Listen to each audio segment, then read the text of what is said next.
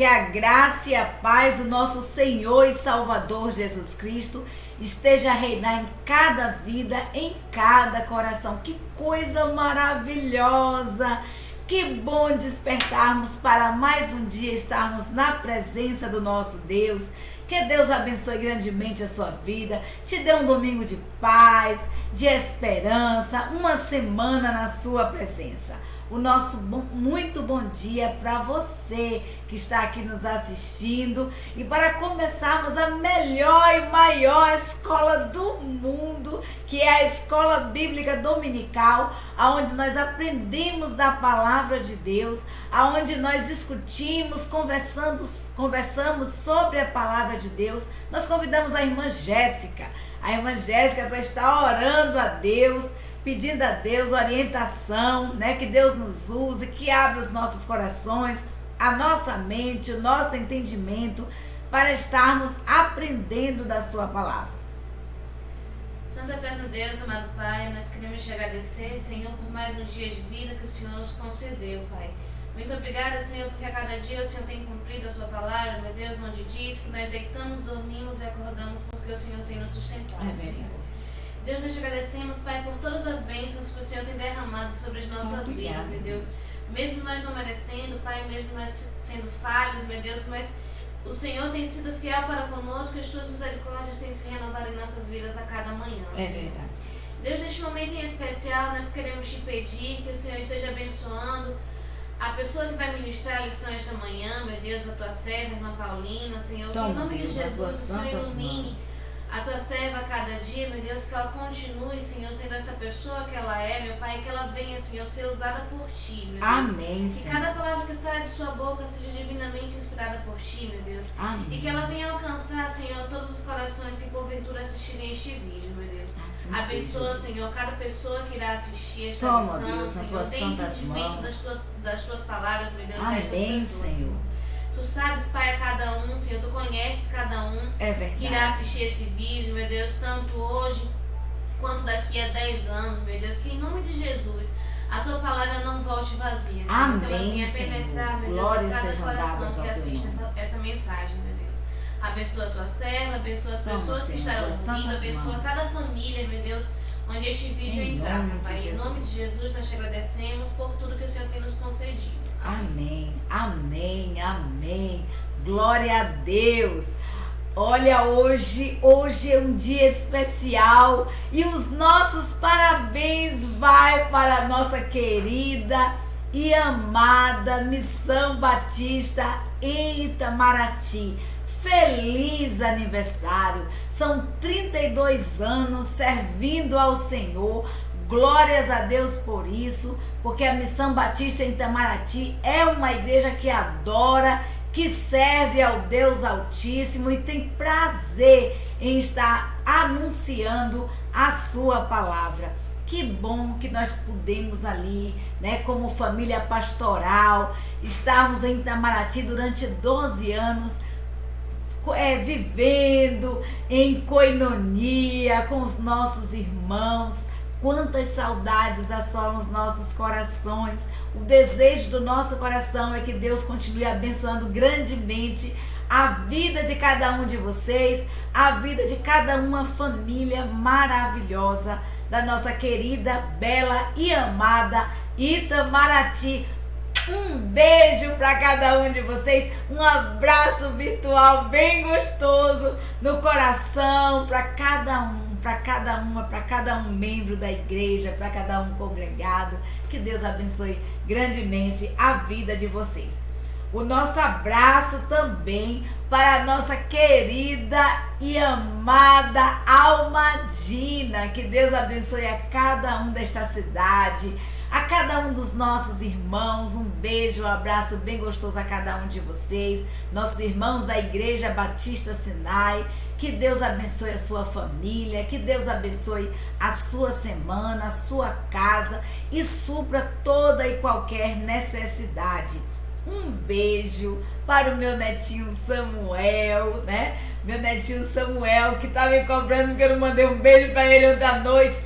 Beijo, Samuel, tenho certeza que você vai me cobrar porque eu não dei um beijinho para você. Então, um Um beijo bem gostoso pro meu netinho Samuel, pra minha filhotinha Jennifer, ali em Vitória do Espírito Santo, e meu genro, pastor Jailton. Que Deus abençoe grandemente a vida de vocês.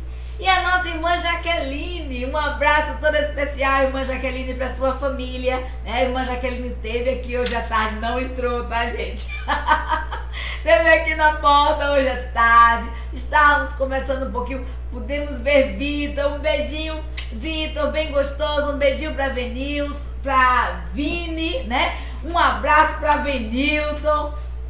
Que Deus abençoe grandemente a família de vocês. Um abração para nossa irmã Neuza, irmã do coração, né? O nosso irmãozinho, que Deus abençoe grandemente essa família maravilhosa e a cada família da Igreja Batista Sinai de Almadina. Um beijo para cada um de vocês. Um abraço aí para o nosso irmão Rony, que está sempre conosco, a nossa irmã Rita, a nossa irmã Rejane, a nossa irmã Ágata, a nossa irmã Ana Glória, aqui nossa vizinha. Que Deus abençoe grandemente o lar, a vida de vocês. A nossa irmã Zete, Elizabeth. Ó, não vou citar o nome de todo mundo porque eu esqueço. Não sou igual o pastor Robson. Então é perigoso eu estar citando nomes, né? Mas que cada família se sinta abraçada, se sinta querida por nós. Que Deus abençoe a cada um de vocês.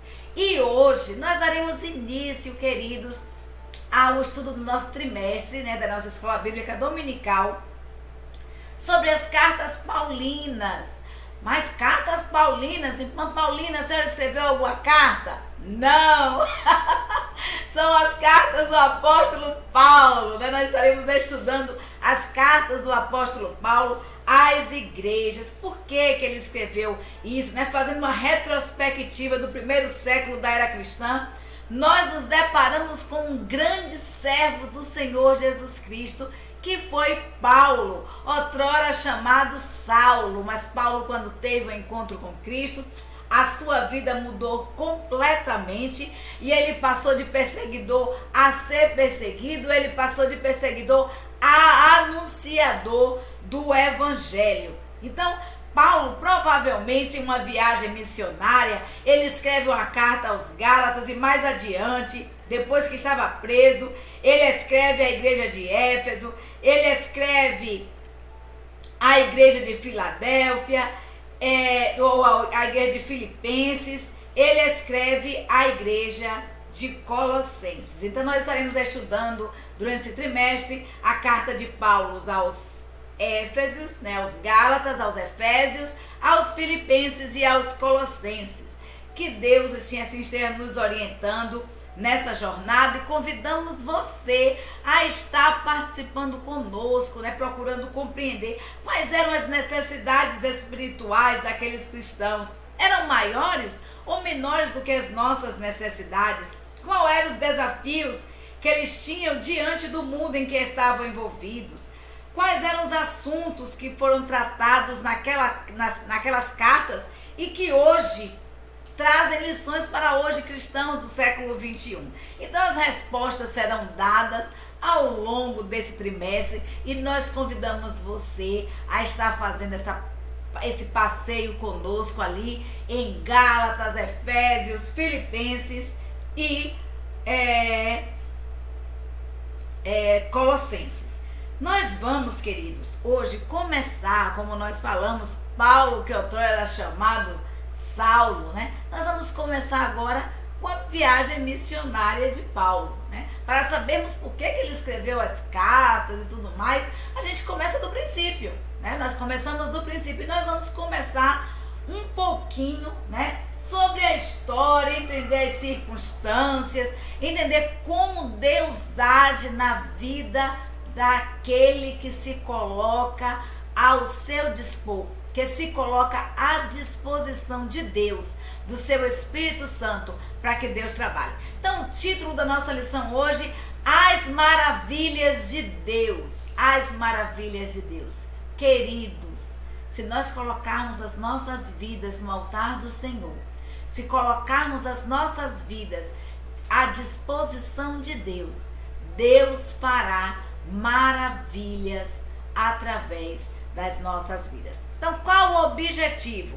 O objetivo da lição de hoje é entender que em qualquer lugar e circunstância Deus age, Deus atua, Deus faz, Deus realiza, Deus exerce sua força e poder, sendo Ele o Senhor da história. Eu costumo dizer que Deus está no controle de tudo, em todas as circunstâncias, em todos os momentos. Deus está no controle. Deus está no controle de todas as coisas. Então, qual o fazer? O fazer é ser um instrumento das maravilhas de Deus. Então nós precisamos saber, nós precisamos entender que Deus atua em qualquer circunstância e nós precisamos praticar essa palavra sendo o quê? Um instrumento das maravilhas de Deus. Então, Atos 19, versículo 11, é o nosso texto áureo, né? Atos 19, 11 diz assim: e por intermédio de Paulo, Deus fazia milagres extraordinários. Esse é o nosso texto áureo. Por intermédio de Paulo, Deus fazia milagres extraordinários. O livro de Atos dos Apóstolos, ele foi escrito por Lucas, né, pelo médico Lucas, e traz o próprio nome já diz, Atos dos Apóstolos. Então ele vai trazendo ali os atos dos apóstolos após a ascensão de Cristo, o derramamento do Espírito Santo, né? A ousadia dos apóstolos, o princípio da igreja do Senhor Jesus Cristo, que foi multiplicada de forma extraordinária. Então Cristo, queridos, Jesus havia anunciado aos seus discípulos que eles iriam receber o poder do Espírito Santo e que seriam testemunhas tanto em Jerusalém, quanto em toda a Judéia, em Samaria e até os confins da terra. Essa foi a promessa de Jesus Cristo, quando Jesus Cristo estava subindo aos céus. E nós temos acompanhado o curso dessa expansão, que essa expansão começou aí em Atos dos Apóstolos. No capítulo 2 ao capítulo 7, a gente vai ver a expansão ali em Jerusalém, quando Pedro, né, entra e fala: olha, não tenho prata, não tenho ouro, mas o que eu tenho eu te dou, em nome de Jesus, levanta e anda. Né? A gente vai ver ali a descida do Pentecostes, a descida do Espírito Santo de Deus, quando os servos do Senhor começaram a falar em várias línguas diferentes, e as pessoas que estavam ali iam ouvindo, e mais de 3.000 almas aceitaram a Jesus. A gente vai ver que o Evangelho é anunciado em Jerusalém, maravilhas são feitas. Do capítulo 8 ao capítulo 12 do livro de Atos, a gente vai ver o Evangelho, a expansão do Evangelho pela Judéia e Samaria. Então, Jesus Cristo anunciou que isso iria acontecer de Jerusalém, né, Judéia, Samaria e por todos os confins da terra. E é o que foi acontecendo no decorrer do livro de Atos, a concretização da promessa de Deus. Então, o restante do livro, de 13 a 28, aí descreve a propagação do Evangelho na extremidade oriental do mundo mediterrâneo. Então, nós vamos ver o seguinte: no princípio, do capítulo 1 até o capítulo 12, a gente vai ver como protagonista dessa expansão do Evangelho, né? Aquele precursor, aquele que anunciou, aquele que foi usado por Deus para levar o Evangelho ao povo, à nação, aos gentios, que é Pedro, que Jesus Cristo fala: sobre essa pedra edificarei a minha igreja. Então, quando os discípulos ali estavam tristes, Pedro levanta, né, a cabeça e fala aos discípulos e começa, cheio do poder do Espírito Santo, a anunciar o Evangelho, e os discípulos ali foram tomados e começam a anunciar o Evangelho. Aí no capítulo 13 ao capítulo 28, Lucas já passa para a narrativa de Saulo. Então, de Paulo, né? Paulo, que tem a conversão ali no capítulo 12 do livro de Atos, quando tem aquele encontro com Jesus, né? E que tem aquela conversão extraordinária. E aí, o protagonista da história agora do livro de Atos é Paulo, anunciando o Evangelho por todo o Mediterrâneo, anunciando o Evangelho aos gentios, em direção ao Ocidente, até Roma, capital do Império Romano. Então, como nós falamos, Pedro havia sido o ator principal nessas narrativas até o capítulo 12. Depois a gente vai ver que Paulo já assume aqui o comando da expansão do ministério da igreja por todo o mar Mediterrâneo, né? Por todo o Oriente. Aí aqui o autor da lição, ele fala que Paulo, né, que por intermédio de Paulo, Deus fez milagres, Deus fez maravilhas. Coxos andaram, cegos enxergaram, né? Vidas foram transformadas através da vida de Paulo. E aí aqui o autor, ele pede um voluntário para narrar uma experiência de evangelização de uma pessoa em uma viagem missionária, ou mesmo em seu bairro, igreja, redes sociais. Pensa um pouquinho aí. Qual a sua experiência? Que experiência você tem de evangelização, de anunciar o evangelho de porta em porta, o evangelho na igreja, o evangelho em casa, a evangelização pessoal, né? Pensa um pouquinho, pense em sua experiência enquanto evangelista.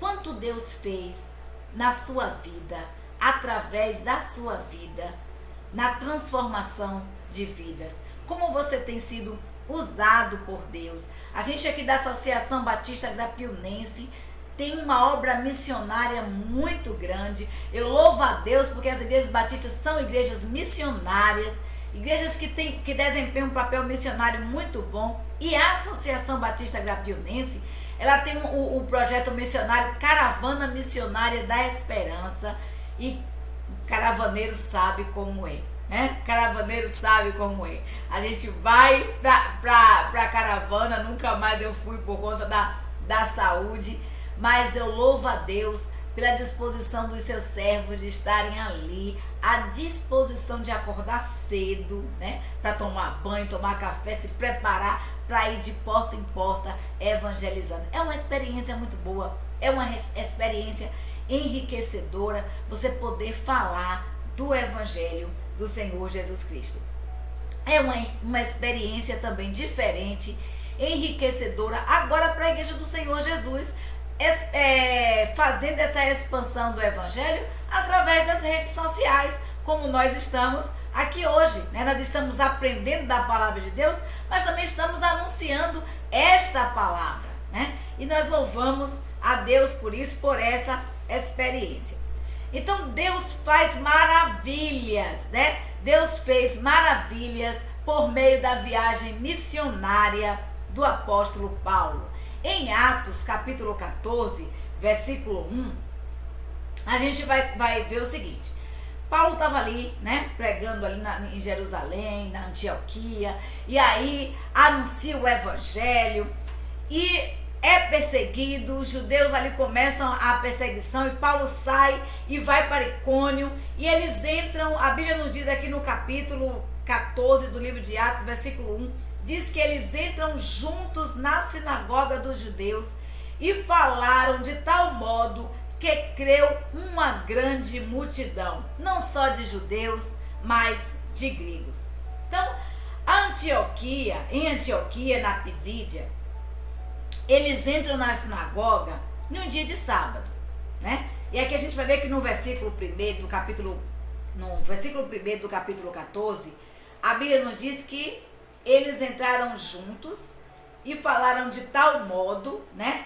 E eles entraram da mesma forma que entraram lá em Antioquia. E eles sentaram, seguindo, né? Lá em Antioquia eles entraram e se sentaram, e seguindo o exemplo de Jesus, porque Jesus costumava sentar para falar à multidão. Jesus Cristo pregava, anunciava o evangelho sentado. Então eles chegaram na sinagoga ali em Antioquia, eles sentaram, porque era o costume, né, dali dos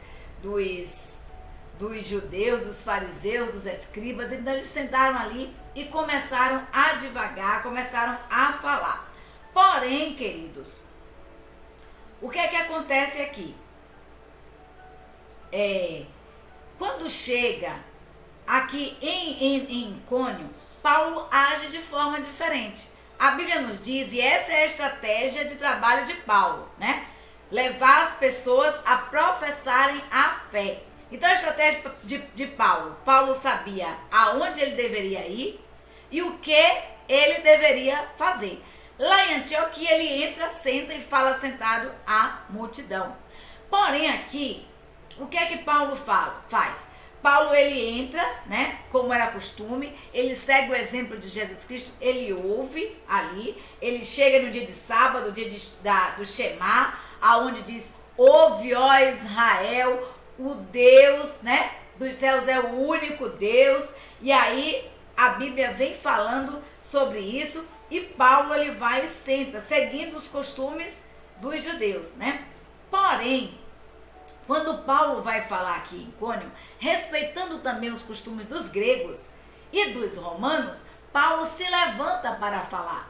Então Paulo se levanta para falar e ele começa falando da história de Israel, desde Moisés, desde a saída ali, né, de Davi, depois da saída do povo do Egito, e começa contando toda a trajetória, desde Davi até chegar a Jesus Cristo, o ressurreto.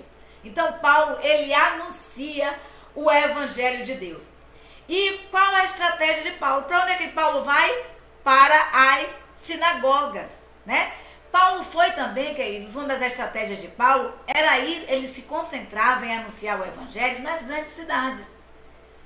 Ele se concentrava em anunciar o evangelho aonde esse evangelho pudesse ser disseminado. Então ele ia para as capitais, ele ia para as grandes cidades e anunciava o evangelho. Então Paulo primeiro chegou ali na sinagoga onde estavam os judeus, onde estavam gregos e onde estavam romanos. Então a gente vai ver que há uma mistura. Paulo senta, né? Ele respeita o costume do local, ele respeita o costume da cidade, mas também respeitando o costume dos gregos e dos romanos, ele se levanta para falar e começa a discorrer sobre o evangelho, né? Ele começa a discorrer e a anunciar e a mostrar através da palavra de Deus, e isso demanda conhecimento.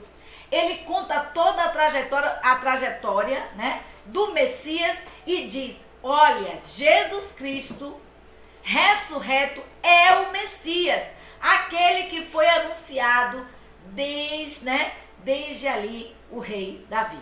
Então há um anúncio e ele tem essa prerrogativa. Então Paulo ele vai se concentra nos grandes templos, nas grandes cidades. E qual é a nossa estratégia hoje de evangelização?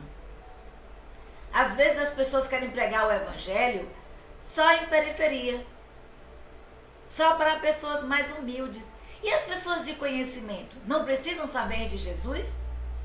E os acadêmicos não precisam conhecer a Jesus? E os letrados não precisam conhecer a Jesus? Os doutorados não precisam conhecer a Jesus? Nós precisamos ter uma estratégia para anunciarmos esta palavra, para anunciarmos este evangelho, assim como Paulo o fez. E precisamos fazer com conhecimento. E qual é o intuito? Levarem as pessoas a professarem a fé, a reconhecerem que Jesus Cristo é o único Senhor e Salvador das nossas vidas. Qual o princípio estratégico de Paulo? Tempo. Paulo, queridos, ele ficava tempo suficiente na cidade para que este evangelho pudesse ser anunciado, para que as pessoas pudessem compreender, entender. E a gente vai ver aí que ele vai para a sinagoga, ele começa a anunciar, e ali na sinagoga muitos dos judeus há perseguição, e aí, independente da perseguição, Paulo vai para outro local e anuncia, e a multidão segue ouvindo o evangelho, ouvindo o anúncio da palavra de Deus. Então, nós precisamos ter também princípios estratégicos. Precisamos saber por quanto tempo iremos permanecer em um local anunciando o evangelho. E a gente, pensando nesse princípio estratégico, eu trago de volta a Caravana da Esperança. Né? A Caravana da Esperança, né? Pastor Paulo Henrique, nosso secretário executivo, meu irmão Gesimiel, né? Nosso diácono Gesimiel aí, nosso presidente da Associação Batista Agrapiunense, há toda uma logística, há todo um contexto, né? Há toda uma planilha, e essa planilha, ela demanda ruas. Quantos missionários irão para cada rua? São aproximadamente 150 missionários, 170 anunciando a palavra de Deus. E esses missionários são distribuídos por ruas. E há também, queridos, uma logística de tal forma que eles preparam, né? Eles preparam o anúncio do evangelho durante um tempo determinado. Então nós precisamos alcançar uma cidade inteira em 2 dias, né? Porque nós chegamos na sexta-noite e aí nós vamos servir a ceia, nós iremos orar, e aí nós vamos pregar o evangelho no sábado e o domingo. E no domingo à tarde, a tardinha é encerrado com o culto culminando na praça. Então há toda uma logística e inclusive, e é isso que nós precisamos estar atentos, a logística da oração. Tudo é feito debaixo da oração, da proteção, da direção e do agir de Deus. E essa precisa ser nossa estratégia de evangelismo. Nós precisamos saber se realmente Deus nos mandou ali. Nós precisamos saber aonde ir, o que fazer e o que falar. Demanda conhecimento bíblico. Nós vamos ver que Paulo, ele tinha conhecimento. Ele vivia aquilo que anunciava. E nós precisamos remir o tempo, saber administrar o tempo. Então, maravilhas de Deus em função da sua ousadia acerca do Senhor Jesus Cristo. No capítulo 14, versículo 3, diz assim: detiveram-se por muito tempo falando ousadamente acerca do Senhor, o qual dava testemunho da sua graça, permitindo que suas mãos fizessem sinais e prodígios. Ousadia no falar. Ousadia no falar, como? Falar com experiência. Falar, querido, sem temor, sabendo que Deus está agindo através da sua vida e você não tem nada do que se envergonhar ou do que temer. Então Paulo tinha ousadia. A Bíblia nos diz que Paulo e Barnabé estavam ali anunciando a palavra de Deus ousadamente. E há o surgimento aí, né, o nascimento da igreja na região da Galáxia, que a gente vai estudar agora a carta de Paulo na semana que vem aos Gálatas. Então a ousadia se manifestava também em forma de compaixão. Queridos, nós precisamos falar, nós precisamos saber onde nós iremos, o que nós iremos fazer, o tempo que nós iremos ter, e nós precisamos remir o nosso tempo e termos empatia. Nós precisamos nos colocar no lugar do outro. Nós precisamos ter compaixão pelas almas perdidas. E a Bíblia nos diz que Paulo ali, adentrando ali a igreja, o que é que Paulo encontra? Paulo encontra um coxo. E Paulo tem compaixão daquela vida. Então, Icônio era uma cidade da província da Galáxia. E a compaixão de Paulo foi em curar, né? Em curar ali em Listra. E quando Paulo faz essa cura, quando Paulo, né, Deus opera a cura do coxo através da vida de Paulo, queridos, os icônios eram extremamente idólatras.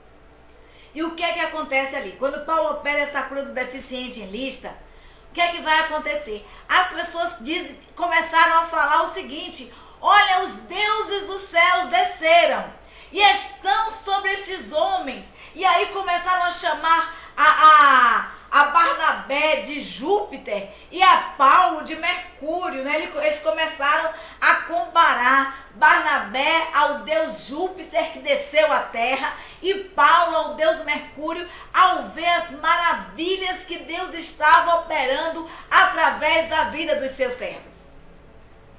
Só, queridos, que esse é um alerta para mim e para você. Paulo sabia, Barnabé sabia qual era a verdade, a quem eles estavam servindo. E eles sabiam que eles não eram nada.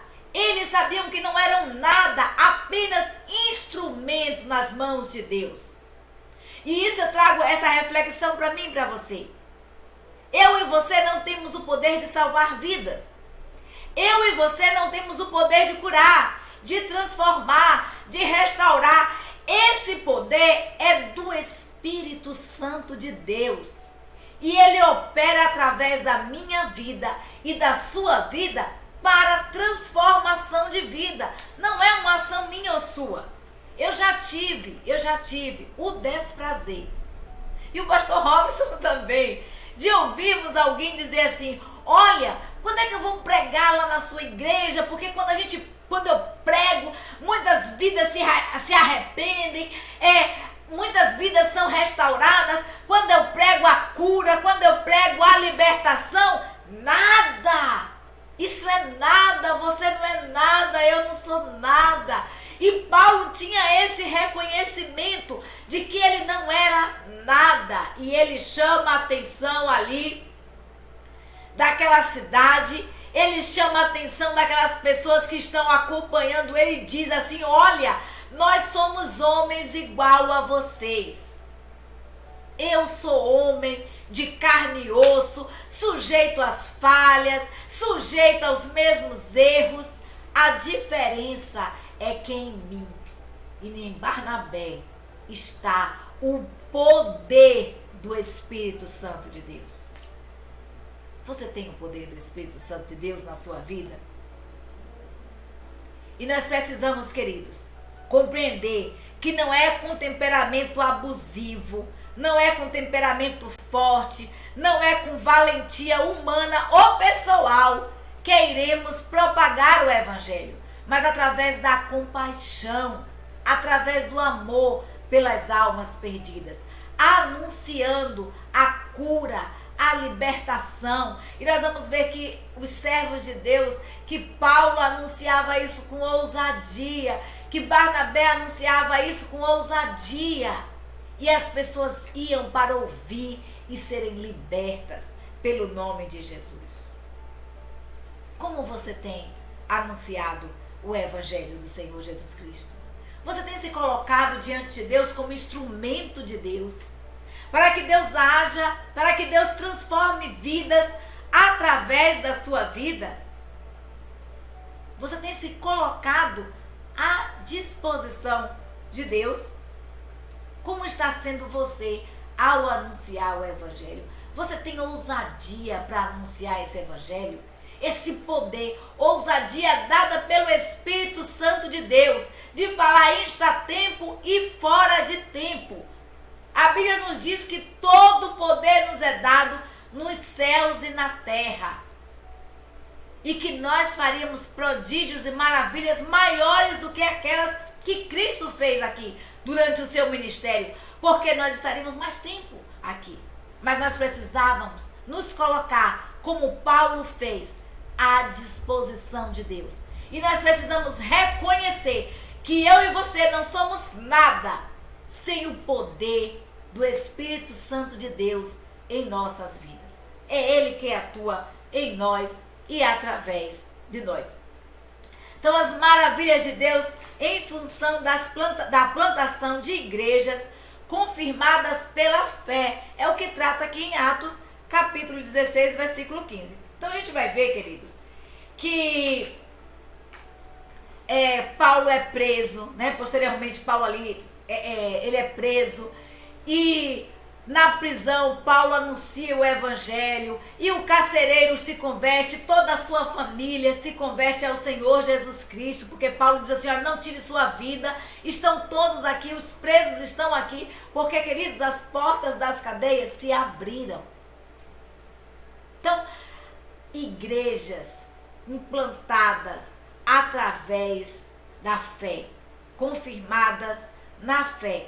Então nós vamos ver em Atos 16, capítulo 15, que diz assim, a base do nascedouro da igreja é a fé. A base da igreja é a fé. A fé é o quê? Salvadora em Cristo Jesus. E Lídia é um exemplo de como iniciar uma igreja confirmada na fé. Nós vamos ver ali que Paulo está falando, que Paulo cura o coxo, né? Então a Bíblia nos diz em Atos 16, versículo 14, e eu vou ler o 14 e o 15, diz assim, e uma certa mulher chamada Lídia, vendedora de púrpura, da cidade de Tiatira, que servia a Deus, nos ouvia. E o Senhor lhe abriu o coração para que estivesse atenta ao que Paulo lhe dizia. Nós vamos ver que quem foi que abriu o coração? O Senhor, né? O Senhor abriu o coração.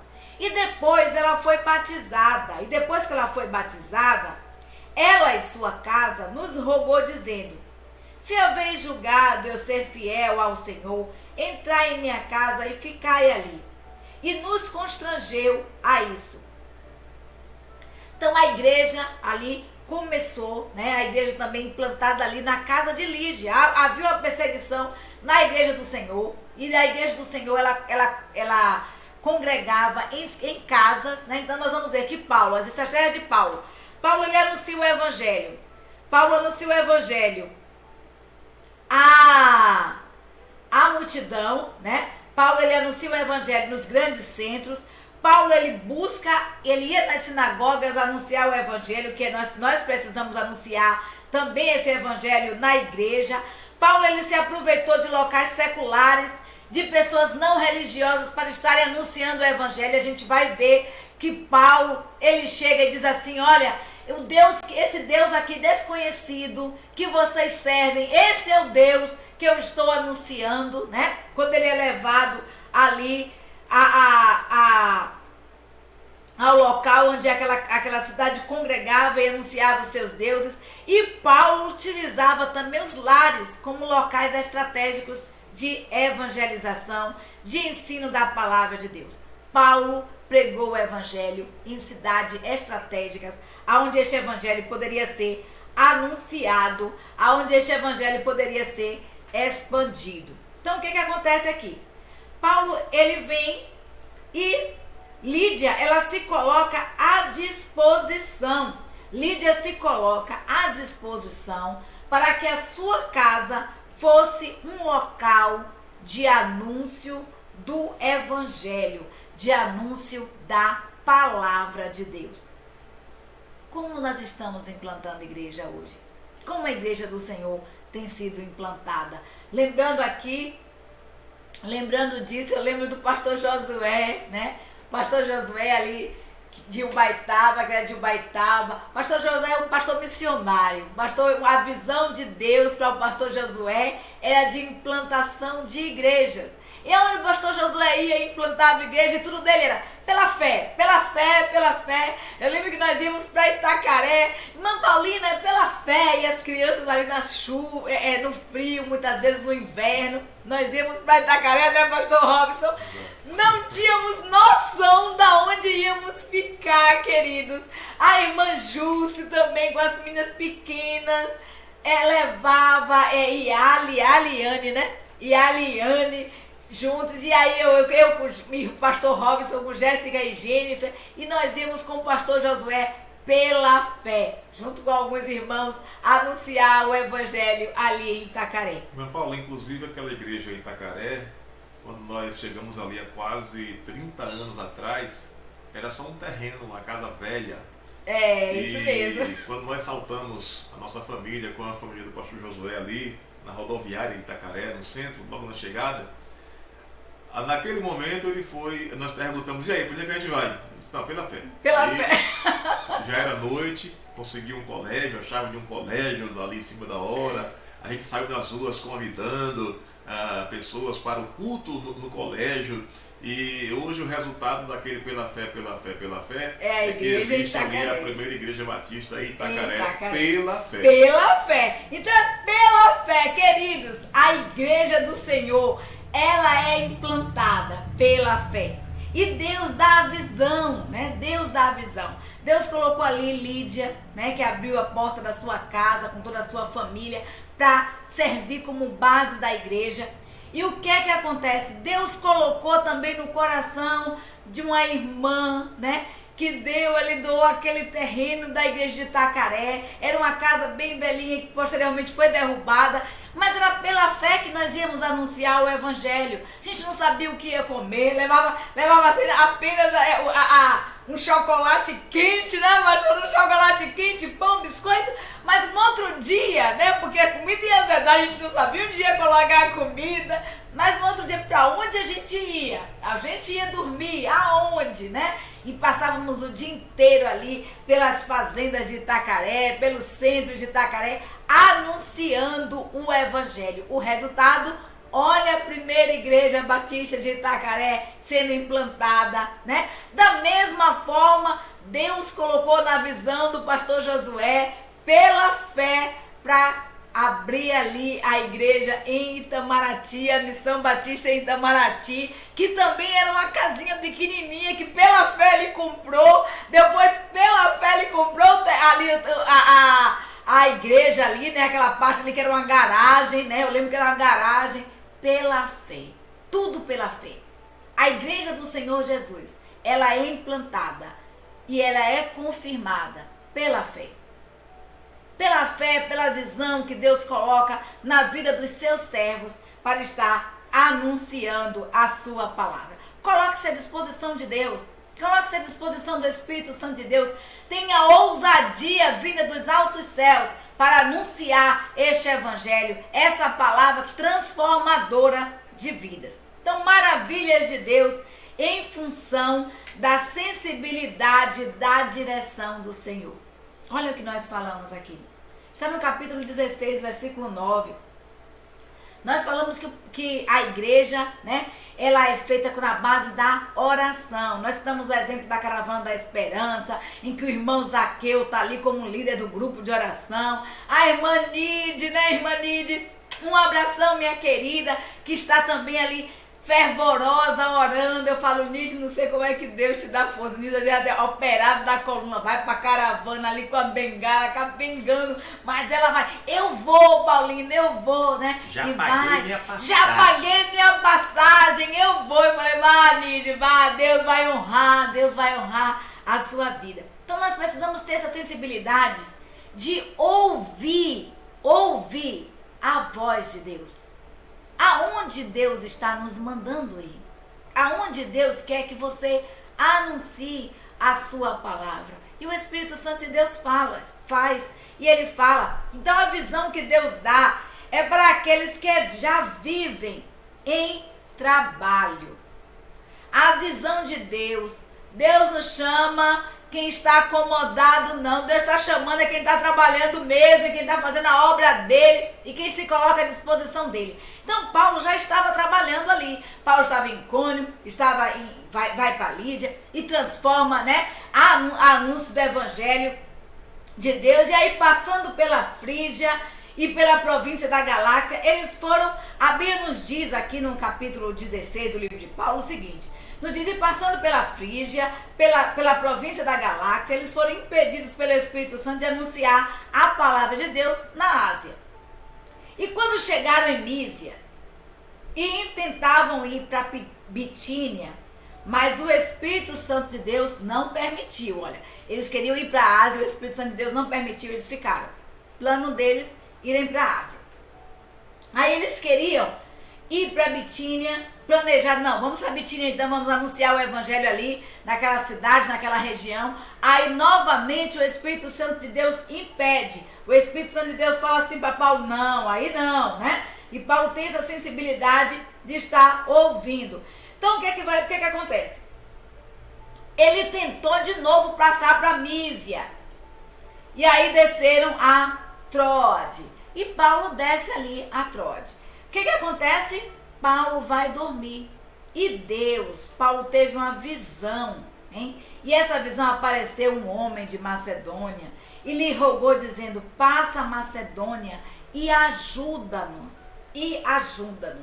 E logo depois dessa visão, nós procuramos partir para onde?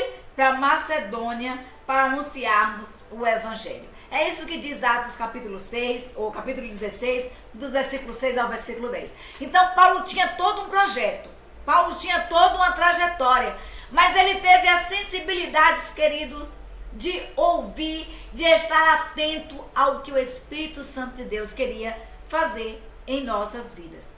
A vontade de Deus para Paulo foi clara e objetiva. Então Deus foi claro e objetivo para Paulo. Ele apareceu em sonho e disse para Paulo assim: olha, apareceu um homem dizendo: salva-nos, nós precisamos do Evangelho. Nós precisamos ter a sensibilidade de ver almas perdidas clamando, implorando para que anunciemos a palavra de Deus. Muitas vezes não é longe não, queridos. Muitas vezes são os nossos vizinhos, são os nossos familiares, que estão dizendo assim: salva-me, eu preciso de socorro, eu preciso que você anuncie essa palavra que liberta. Então Paulo teve essa sensibilidade de ouvir a voz de Deus. Os planos de Paulo eram ruins, mas os planos de Deus eram outros.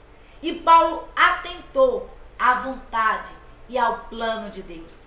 E esse é um alerta para mim e para você.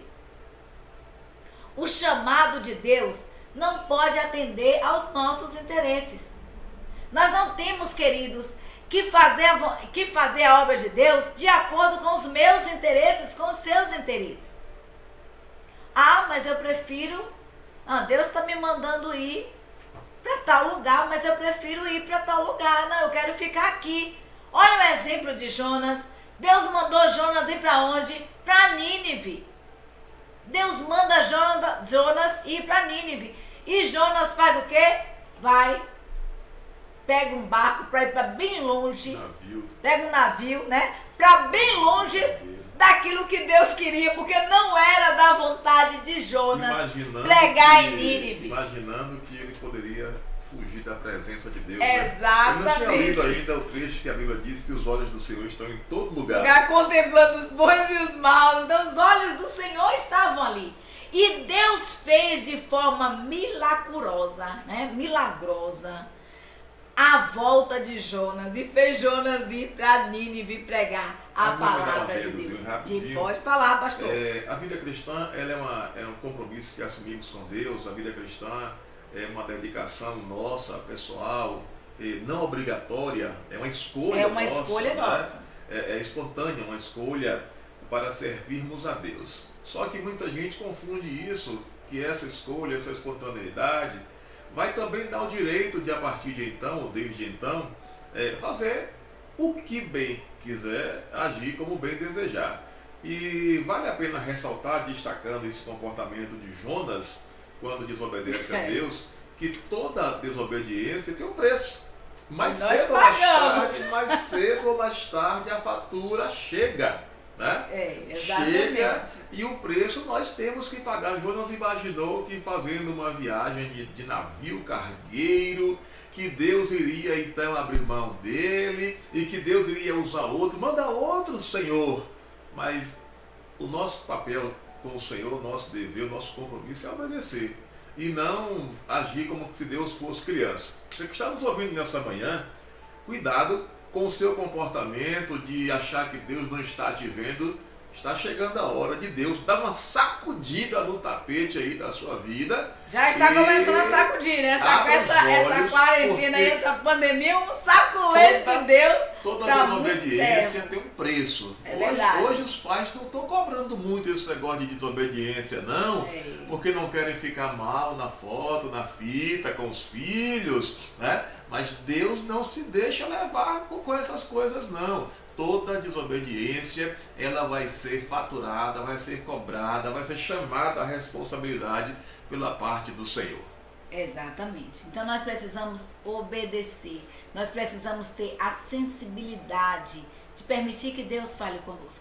Nós vamos, queridos, se vocês forem ver o livro de Atos, capítulo 13, ele vai dizendo que Paulo e Barnabé e os servos do Senhor ali na igreja estavam em oração, eles estavam jejuando e orando.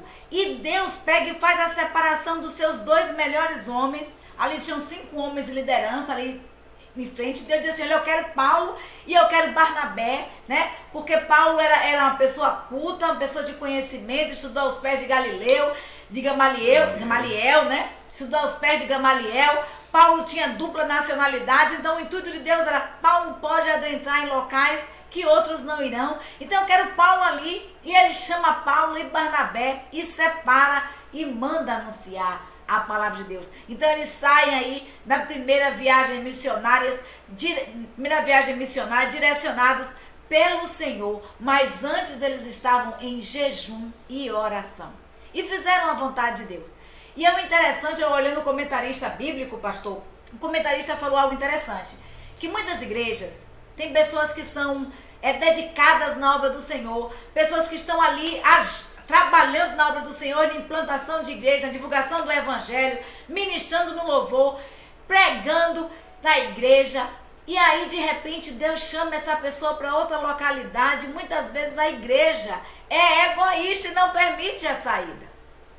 E a igreja ali, em que Barnabé e Paulo estavam, eles permitiram as saídas dos servos de Deus para anunciar o evangelho aonde Deus mandou. Então Deus nos convida, Deus convida a mim e a você, e não para atender as nossas expectativas, não para atender as nossas necessidades, as nossas vontades, as nossas comodidades, mas de acordo com o seu querer e o seu efetuar. E precisamos estar atentos ao chamado de Deus, porque quando nós desobedecemos, nós pagamos um preço. Olha o preço que Jonas pagou. Depois ele teve que fazer o quê? Cumprir a vontade de Deus. Então Deus te chamou para fazer uma obra. Seja sensível, ouça a voz de Deus. Irmã Paula, me permita aqui um outro comentário, já Sim. que Jonas está sendo citado como um exemplo de alguém que teve que obedecer da base do ferrão, da base de chamar. É interessante porque quando a gente lê só o texto e não vai buscar a informação na fonte, não vai buscar esclarecer, Jonas, a mente de Jonas, essa viagem que ele fez, que ele tentou fazer para Tarsis, era uma viagem que duraria 1 ano. Deus já esqueceu, um ano Deus já esqueceu o que ele queria. Depois de 1 ano, Deus já esqueceu. Eu sei que Deus é generoso, Deus é amoroso, Deus realmente vai mandar um outro profeta em meu lugar, e Deus não vai se importar. Então ele imagina o seguinte, que depois de 1 ano, quando ele voltasse, né, com o semblantezinho, como se nada tivesse acontecido, tudo já estaria resolvido. Como quem não quer nada, só que ele se esqueceu que Deus criou tudo. É verdade. Deus criou o céu e a terra, criou o mar, criou as pessoas, deu vida ao ser humano, criou tudo que existe. E Deus, eu fico imaginando Deus observando de braços cruzados, olhando do céu para a terra, e vendo Jonas pegar o dinheiro no seu bolso, comprar a passagem, descer, vai lá para o porto, compra a passagem, entra no navio. E depois a gente fala sobre isso, que Jonas só fez descer. O processo do crente quando desobedece a Deus é só descer. E ele imagina o seguinte: bom, eu vou viajar 1 ano já, é tempo suficiente, Deus não vai ficar me esperando. Mas aí só que Deus, na sua infinita sabedoria, conhecimento, onisciência, onipresença, onipotência, o que é que Deus faz? Permite que ele gaste o dinheirinho dele, permite que ele faça a sua bagagem, permite que ele vá para o navio, permite que ele cochile no navio, e aí quando ele está distraído lá cochilando, Deus começa a agir, e a gente vai numa outra oportunidade dizer: cuidado você que está desobediente à palavra de Deus, porque eu percebo no texto de Jonas que muitas vidas pereceriam por causa de um crente desobediente. É verdade. E nós precisamos nos colocar no centro da vontade de Deus, que Deus nos chamou, faça. Né? Nos colocar diante da vontade, no centro da vontade de Deus, para que vidas não se percam e a culpa venha a ser nossa. para que pessoas não tenham grandes prejuízos, e a culpa é nossa. Lembra? As pessoas começaram a arremessar a carga do navio no mar para tentar se salvar, e a coisa não diminuía o sofrimento, o pavor, o susto, por conta de alguém que estava em desobediência à vontade de Deus. Que é o que o autor chama a atenção aqui, né? Ele diz assim, ó, não se faz a obra de Deus sem sensibilidade, sem discernimento, sem obediência. E nós tínhamos isso, né?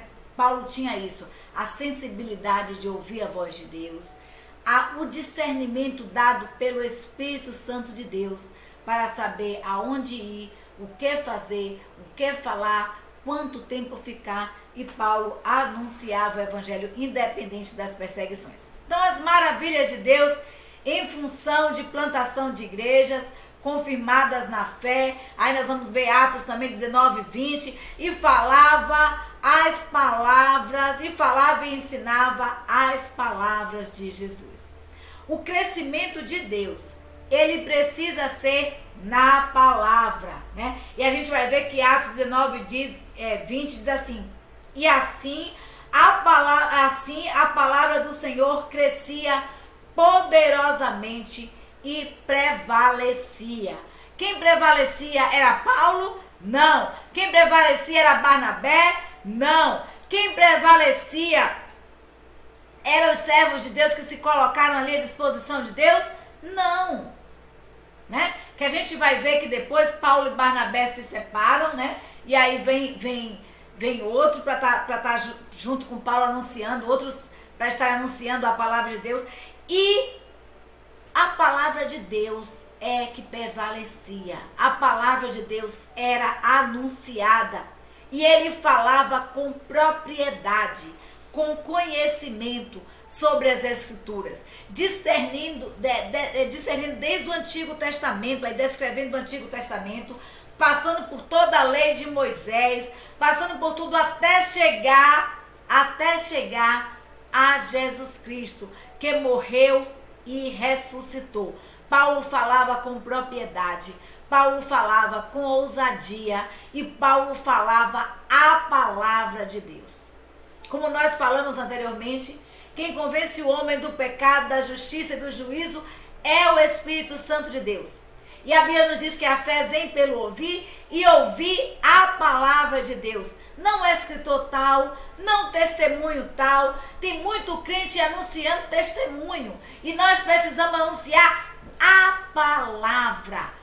palavra de Deus, que é viva e eficaz. Então, o crescimento, ele precisa ser na e com a palavra de Deus. Mas Paulo, na década de 2000, mais ou menos, 2004, já nas nossas andanças em algumas cidades, houve um período que alguns evangélicos de algumas denominações já andavam com um DVD. Na época era muito... Você assistiu o DVD? Você viu o DVD de fulano, testemunho de ciclano.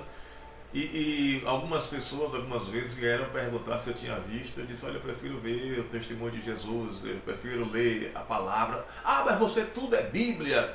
Para onde iremos nós, né? Se só então, Jesus tem as palavras de vida eterna. Testemunhos, às vezes, de pessoas que hoje estão caídas aí na vida espiritual. Testemunhos de homens que hoje estão com a vida espiritual derrotadas. Quando a nossa visão deve ser falar, anunciar os ensinos da palavra do Senhor. Porque essa passarão os céus e a terra, mas as palavras do Senhor não vão de passar. Exatamente. E aí a gente vai ver que a Bíblia nos diz que nós somos rodeados por uma nuvem de testemunha. Elas vão falar, olha, vocês têm Abraão, vocês têm Isaac, vocês têm Jacó, vocês têm Paulo, vai elencando tudo que você tem da palavra de Deus de testemunho de pessoas que viveram pela fé, na fé, que viveram a palavra de Deus. Então, o crescimento da igreja, a implantação da igreja, a plantação da igreja em Atos, ela é confirmada na fé e o crescimento se dá e ele precisa ser na palavra e com a palavra de Deus. Qual a construção do projeto, né? Como é o seu projeto de construção do reino de Deus? O que é que esse projeto envolve? ele envolve discernimento da palavra de Deus. Ele envolve sensibilidade de ouvir a palavra de Deus. Ele envolve oração. Ele envolve conhecimento da palavra. Então, queridos, nós estudamos hoje as maravilhas de Deus. Quantas maravilhas Deus operou através da vida de Paulo e quantas maravilhas Ele pode operar através das nossas vidas. Então o assunto foi Deus fazia maravilhas pelas mãos de Paulo. A gente vai ver, lendo o livro de Atos, do capítulo 13 até o 28, que Deus operava de tal forma através da vida de Paulo, que as pessoas iam pegar... Paulo pegava um lenço, as pessoas pegavam os lenços de Paulo, que até hoje muitos estão usando isso aí, né? As pessoas pegavam as roupas de Paulo e colocavam sobre os enfermos para que as pessoas fossem curadas, porque Paulo exalava poder do Espírito Santo de Deus. Poder do Espírito Santo de Deus. Poder este que Deus dá a mim e a você. Que sejamos instrumentos de Deus na propagação do Evangelho. Então, o desafio o desafio que fica para nós com a lição de hoje é: descreva, pense um pouquinho no que Deus tem feito através da sua vida. Então, como ser um instrumento de Deus, como ser um instrumento das maravilhas de Deus? Primeiro, ter convicção clara da vontade de Deus e se submeter à sua direção, à sua vontade. Fazer como Paulo, né? E nós estudamos ontem que aceitar a vontade de Deus é um dos fundamentos básicos na relação conjugal, na relação familiar e na relação com qualquer pessoa. É preciso aceitarmos a vontade de Deus, porque ela é boa, perfeita e agradável. Então nós precisamos nos submeter à direção de Deus, à vontade de Deus. Reconhecer, queridos, que nós somos instrumentos nas mãos de Deus. E não as maravilhas de Deus. Nós somos instrumentos nas mãos de Deus para Deus operar maravilhas. E nós não somos as maravilhas, nós não somos os deuses. Nós vamos ver ali que as pessoas ali de Listra, de Icônio, começaram a comparar Paulo e Barnabé a deuses que caíram dos céus. Existe muito crente por aí se achando Deus, que olha de cima para baixo, né? Para Peble, para Heles, porque é santo demais, porque é crente demais. Queridos, eu e você não somos nada. Nós somos vermes. Nós não somos nada. Quem age é Deus. Quem opera é Deus. Quem faz maravilhas é Deus. Nós só somos instrumentos na mão de Deus. Quer um exemplo? Quer um exemplo do que é ser instrumento na mão de Deus? É um bisturi. Com um bisturi, um cirurgião plástico faz maravilhas. Com um bisturi, o médico, né? O médico ele opera, ele faz maravilhas, ele abre coração, ele abre intestino, ele faz coisas grandiosas, coisas extraordinárias, através de um simples bisturi, de um instrumento.